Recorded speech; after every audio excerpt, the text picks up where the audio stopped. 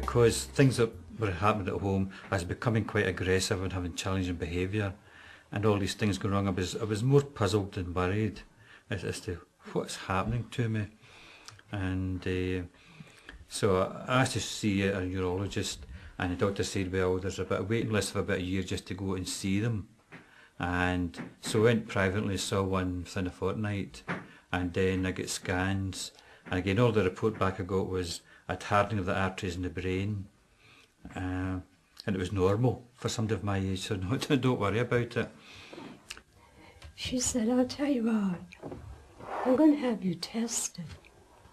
I thought, tested? I'm thinking of needles and, you know. But no, they brought this lady from another hospital. Spent 4 hours with this lady. And she asked me various questions, showed me pictures. I thought stupid things. Turned out that after the 4 hours were through, I was exhausted. And she said, Catherine, I hate to tell you this, but you have the beginning of Alzheimer's. Of what? Then I eventually transferred to another psychiatrist, and they told my wife that they had dementia, but they didn't tell me till later, because once my wife told, things swung into place for Alzheimer's Scotland. They were first in the door. In fact, they were in the door before I even knew dementia. And I thought they were there to talk about my mother, because my mother had Alzheimer's. And so they went to the psychiatrist and said, I think you should tell this person's got dementia. So eventually the psychiatrist told me, and it was like a thunderbolt, being told that, because I had an idea of what dementia was.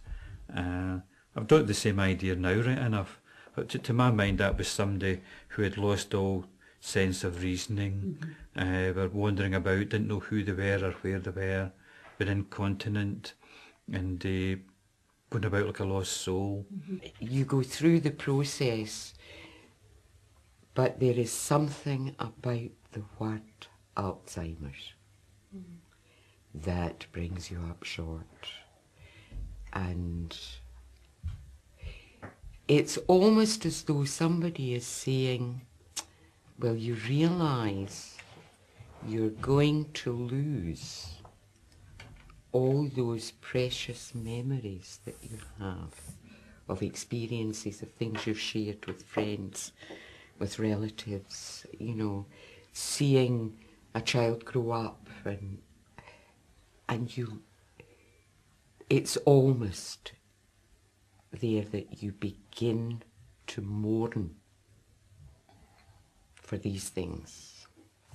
When I was told, that when I got the diagnosis, it was like, I'm not going to be able to do this. I'm not going to be able to pick myself up and go on with this. And so it was like a 3-month period. I just, it's like being in a non-existence feeling. But I remember when she told me, I was really upset, and I told my family as well. Getting a diagnosis had a big impact on my life. Most of it good. A couple of wee minor things like giving up driving, because that's something I feel every day, even now. I feel I should be driving. But the biggest impact was, say, first of all, the family, because of all the tension that built up in the house. My wife was ready to leave me because of my unreasonable behaviour. Well, once she knew that it wasn't just me becoming an old so-and-so, I had an illness. So that eased things a lot in the house. The family started to understand why I'd been acting the way I did, and it became a lot better.